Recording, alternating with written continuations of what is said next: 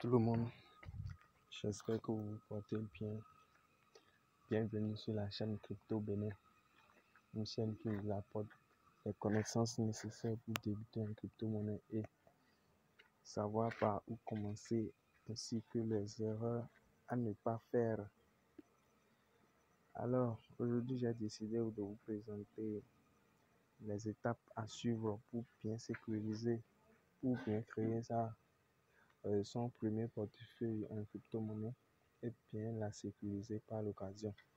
Donc, j'ai déjà fait des vidéos montrant comment créer un portefeuille et aussi comment sécuriser. Donc, j'ai essayé de faire un condensé écrit que j'ai partagé dans mon groupe Facebook ainsi que dans mes groupes Telegram et WhatsApp.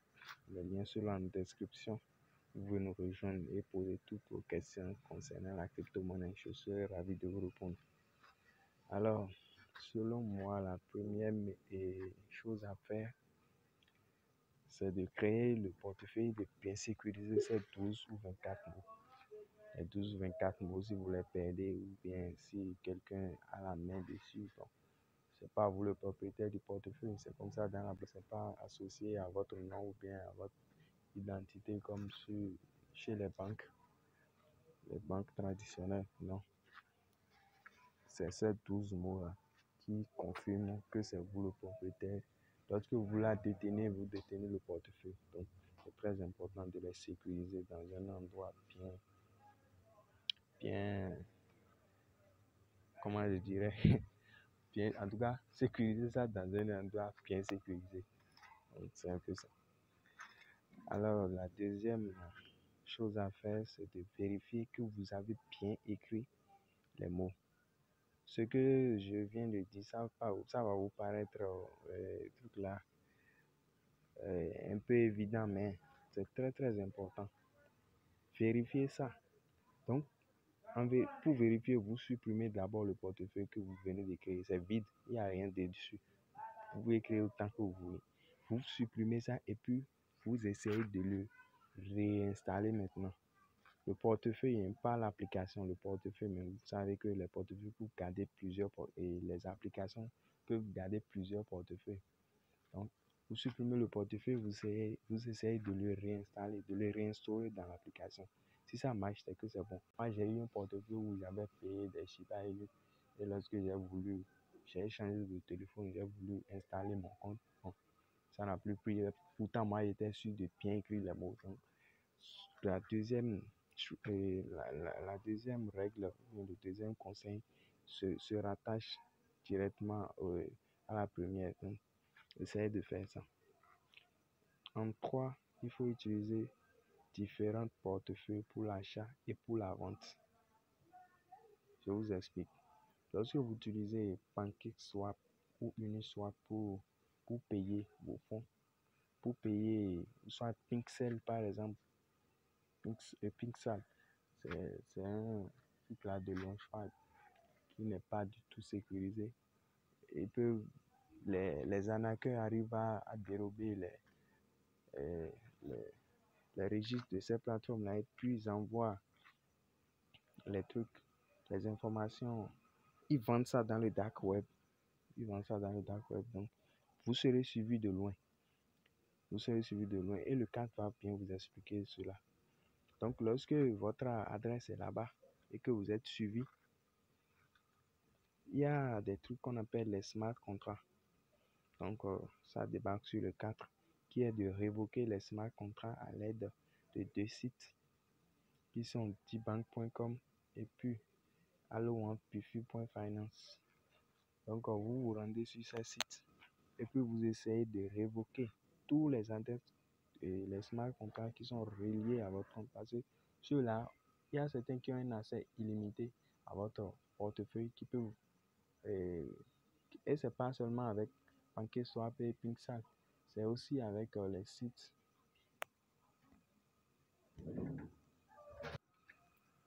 Donc, c'est aussi possible avec les sites de Launchpad ou de AirDrop. On n'est pas trop sûr de ça. Et il faut suivre la vidéo jusqu'à la fin parce qu'il y a une logique dans tout ce que je dis. Peut-être les débutants ne vont pas comprendre, mais à moment donné, on se rend compte que le gars s'y avait raison. Quelqu'un avait parlé de ça dans une vidéo stagnante, qui ne bouge pas, une vidéo sous forme d'image. C'est une nouvelle forme de vidéo pour, pour rassembler tout ce que j'ai dit dans les autres vidéos en une page et que vous pouvez faire une capture d'écran et puis essayer de le garder à l'esprit. Donc c'est un peu ça, parce que certaines personnes n'aiment pas suivre les vidéos jusqu'à la fin. Donc, si c'est une capture d'écran, ils peuvent oublier ça facilement. Comme on ne peut pas mettre des images sur YouTube, donc, je suis obligé. Et aussi, comme tout le monde n'est pas dans le groupe Telegram, je vous invite à nous rejoindre. Les liens seront en description, que ce soit Telegram, Facebook ou WhatsApp. Ok, bon, on commence. Donc, révoquer les smart contracts. Donc, il y a certains sites, lorsque vous vous connectez à ces sites, ils ont accès à votre portefeuille. Si vous allez sur ces deux sites, vous serez étonné de combien de personnes peuvent prendre de l'argent sur votre portefeuille sans que vous ne soyez au courant. Moi qui suis ici, lorsque je l'ai découvert pour la première fois, heureusement que j'avais mis en place, mais je pratiquais mes propres conseils et que je n'utilisais pas les mêmes portefeuilles pour mes trucs. Sinon, mon portefeuille que j'utilisais pour participer au airdrop, mais il y avait plus de 10 personnes 10 autres adresses qui pouvaient prendre de l'argent sur mon compte sans que je ne leur donne l'autorisation parce qu'ils ont un accès illimité à mon compte. Donc, ces deux sites permettent de révoquer ces contrats-là. Le 5, c'est de désactiver les crypto-monnaies que vous possédez ou bien les altcoins. Les altcoins, c'est les crypto-monnaies qui ont leur propre blockchain, donc comme Ethereum, Bitcoin, BNB. Donc ceux-là, on paye les transactions, les frais de transaction avec ça. Vous pouvez même désactiver aussi les petites monnaies. Parce que lorsque, par exemple, la personne vous suit, il n'a pas encore l'accès à la compte, il cherche des moyens pour avoir accès à votre compte et qu'il n'est pas encore parvenu, il peut savoir tout ce que vous avez dedans. Donc, si vous désactivez, il ne pourra même pas, il va croire que vous n'avez rien et puis il peut vous laisser tranquille. Donc, essayez de désactiver les crypto-monnaies. Vous savez ce que vous avez, donc vous pouvez désactiver ça. Lorsque vous l'activez, ça va revenir à la normale. Donc, le 6, ne laissez pas tout votre argent sur les échanges centralisés. C'est aussi un truc à ne pas négliger. Lorsque vous avez une vision long terme, pas de payer des reventes dans un mois ou bien en 3 mois. Lorsque vous voulez faire de 6 à 1 an, c'est mieux de garder ça dans les portefeuilles décentralisés. Les portefeuilles décentralisés, c'est comme MetaMask, PAL, Phantom Wallet, BNB Wallet. En tout cas, ceux qui ne sont pas Binance ou Coinbase ou il y en a plein, L-Bank, tout ça là, la token, tout ça là, c'est des échanges centralisés. Donc, c'est pas bien de garder ton argent à long terme sur ces plateformes parce que tout peut arriver du jour au lendemain. On peut dire que votre pays a un problème avec Binance ou bien quelque chose. C'est arrivé avec la Russie. Ceux qui sont en Russie ne peuvent pas utiliser Binance pour faire des transactions. Ils ne peuvent pas. Donc, on les a bloqués. On peut vous bloquer sur votre argent exactement comme les banques traditionnelles. Lorsque vous êtes victime d'une poursuite judiciaire, on bloque vos comptes, on gèle vos comptes bancaires. Donc, ça peut arriver avec les plateformes centralisées. Donc, le 7, avoir plusieurs portefeuilles, que ce soit pour l'achat, la vente ou la conservation à long terme. C'est mieux d'avoir un portefeuille pour chaque type d'action. Activer toutes les couches de sécurité, donc que ce soit l'empreinte digitale, le code PIN et aussi la 2FA. Donc, essayez d'activer tout ce qui est contrôle de sécurité sur votre portefeuille. 9. Ne pas participer au airdrop et au launchpad. avec le même portefeuille. Ça, c'est très très important. Il ne faut jamais participer au airdrop et au launchpad avec votre portefeuille principal. C'est très dangereux. Très très dangereux même.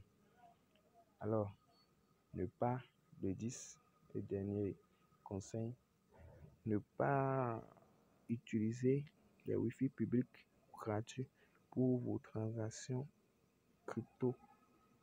Et, et aussi, vous pouvez avoir un téléphone spécial à partir d'une certaine somme. Le téléphone, ça ne coûte rien. Vous avez des millions sur votre, des centaines de milliers sur votre portefeuille, dans votre téléphone. Donc, c'est mieux de ne pas les laisser en contact avec les sites que vous fréquentez sur votre portefeuille, sur votre portable. Donc, et surtout les Wi-Fi publics. Il ne faut jamais utiliser les Wi-Fi publics ou les Wi-Fi gratuits. Les arnaqueurs passent surtout sur ces Wi-Fi pour s'intégrer dans votre téléphone. Alors, ce sera tout pour cette vidéo. Si vous avez aimé, likez et puis intégrer nos groupes et essayez de nous poser toutes les questions. Là-bas, il n'y a pas de formation. Je ne demande de l'argent à personne pour se former. Vous me posez n'importe quelle question, je vous répondrai tôt ou tard et avec détail même. Je n'ai pas besoin de l'argent de quelqu'un pour lui donner des informations qui vont l'aider dans ce monde de la crypto-monnaie qui est en pleine évolution. Alors, merci à vous et bonne suite de journée.